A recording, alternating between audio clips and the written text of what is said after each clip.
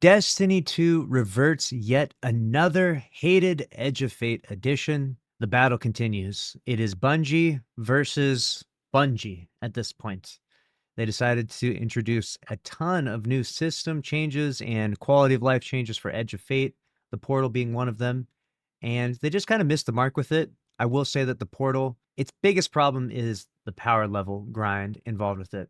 If we could get the power level grind removed from Destiny 2 altogether, I think that would be a W. If we could get it removed from the portal or at least greatly diminished, I think that would help. And then we could focus on other issues where, the portal should have maybe a little bit more variety in its modifiers. But first things first, the power is the big problem. Let's see what we got here. It had taken Bungie 7 years of trial and error to land on systems for loot, leveling, investment, and currency in Destiny 2 that were somewhat balanced and accepted by the community. Then the Edge of Fate came and blew it up, which is a fair opinion, but I would say this, that once Destiny 2 settled in its kind of usual rhythm, the only problem was that things can become stale. Like if you do the same thing season after season, year after year, it just becomes you get fatigued, right? It's the same thing. It's just, okay, now the new machine gun is more powerful than the old machine gun. The new hand cannon is more powerful than the old hand cannon. The weapon that had 55 range now has 60 range. It's like, okay, there's only so many times we can do that before you do need a big system shakeup, right? And you have to shake things up, and you only hope that it lands well. Unfortunately for Bungie, it didn't land well. And they also didn't really go a very creative approach, backpedaling into power leveling being the focus point of Destiny 2 is a big oversight, in my opinion. I don't understand how they gave the green light for that, but here we are. Now we're basically in a position where they have to remove power leveling or at least make it almost non existent. So it's like you could have just done things the right way the first time around, but instead, now you created this massive problem within the portal, and now you have to spend countless developmental hours fixing the problem you created instead of doing the main thing that's supposed to happen in an annual expansion, which is new content. You're supposed to have new strikes, new encounters, new experiences to explore, but instead we don't have a lot of that, and it's rough. It's rough right now. Destiny 2 is now in the process of undoing some of its worst decisions in the post Edge of Fate era. First, declaring that the exhausting power grind would not force players to start over from baseline when its next expansion, Renegades, launched, which is the right decision, but obviously solving the problem they created.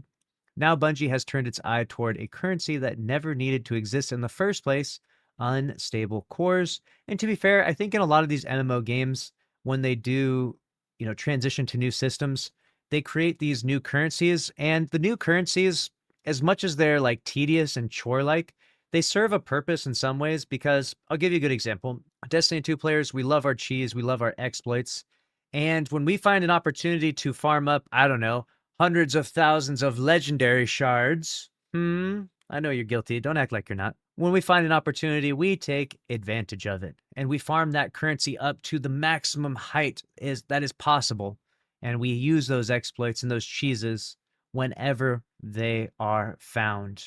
Now, what happens is year after year, when we introduce new armor and weapons and the ability to upgrade said armor and weapons, if you're sitting on a mound of a certain currency that is just like astronomically high, then there's really no challenge brought to the game, because anytime something new is brought to the game, you're like, oh, I have like 10 billion of that currency, so it's not a problem. I'll just instantly infuse it up or level it up, etc.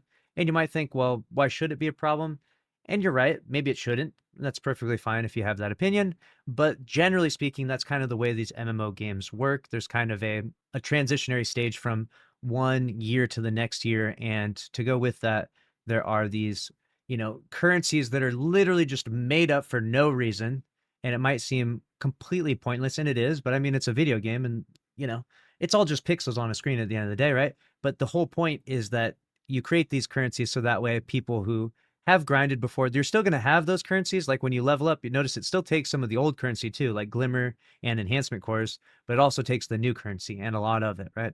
And so in that way, the old currencies that you got are still really meaningful and powerful. And like you go into the new expansion or in the new, content with a ton of the old stuff that you worked hard for, but now you also have to grind for the new thing, which was core. So I understand that from an MMO standpoint. It did still feel a bit tedious. And I think that Bungie is getting rid of it, not necessarily because it was the wrong decision altogether, because like it is not necessarily wrong for an MMO, but just because they're trying to win back the trust of the players. They want people to appreciate them as a studio. They want people to have good faith in Bungie and good faith in the studio. And I do think that this is a step in the right direction. I think that they're doing their best that they can to earn player trust back, and this is a part of that. Unstable cores were a replacement for enhancement cores for leveling, temporary currency used to infuse gear up to your power level, but the amount required to do so increased from a few dozen to a few thousand in time. Attempt to experiment with a new build or two and a couple sets of old armor weapons, and you'd be broke in short order. Is definitely a problem, especially as you start experimenting with new builds or swapping characters. That's definitely it'll soak up all your cores when you get to max level and then swap characters. First, Bungie said they were going to delete unstable cores between seasons. Oh, they were not going to delete them, rather. Now they're going a step further and said that they're going to delete unstable cores entirely and set up a new system they haven't fully revealed yet. Costs, however, are supposedly more akin to what they were pre-Edge of Fate. To tide players over, they're reducing high-end costs and giving players a free chest of 777,000 currency cores, which is in the game right now. Of course, you've logged in, I hope, and grabbed it. If not, it shouldn't really matter too much if you're not playing until Renegades, because that currency should be gone by then. It's yet one more frustrating situation of a Bungie win that has happened only because Bungie made a huge mistake in the first place. Then it took months of community yelling to change it. I've lost track of how many times this has happened since Edge of Fate launched. The count is pretty high. I mean, if we're talking about all of the nerfs that had to then later be reverted, we're at least in there's at least 6 I can think of instances where Bungie implemented something in Edge of Fate and then just had to revert it. And there's probably much more. I'm just right off the top of my head, I can think of a bunch. But it feels like every week they're trying to buff something that's bad or revert something that's worse. The problem with all this is that Bungie built the portal, power, currency, loot system as a closed loop. But when they keep ripping things out and jamming new pieces back in, none of it works anymore. We're having weird situations like players who hit max level not needing to do anything for the next 8 months, except initially get tier 5 gear all the time due to the power changes. The unstable core thing is less severe, but it was yet another redesign of the infusion system for about the 8th time, and the worst version yet. At this point, you might think that Bungie would realize that infusion costs are just pointless. I think that infusion costs, they're not necessarily pointless. They serve a time currency in the game, right? You play the game, you invest time, and you earn these currencies, and these currencies have a value in leveling up your weapons and armor. It's pretty standard for MMOs and games of this nature, but you could do without them. Obviously, you could just make the game, you just infuse anything into anything without any cost, I suppose. And I think people would of course, be in favor of that.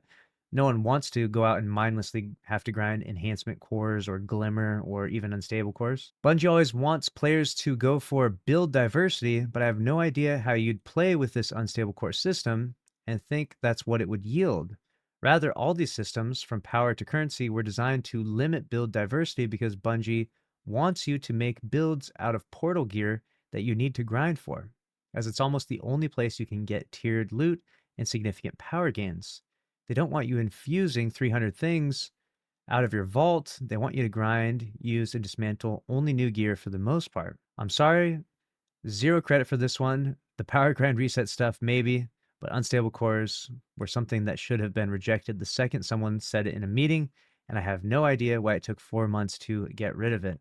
All right, so that is Paul Tassi weighing in on it. And like I said, I think that there's a place for these currencies, and if they're put into the game and they're not as the problem with so to get to the real core of the issue, the core of this issue rather is that these unstable cores restricted people in their efforts to build craft because you would run out of them, and then the only way to get them would be to play more and dismantle the new items that you got.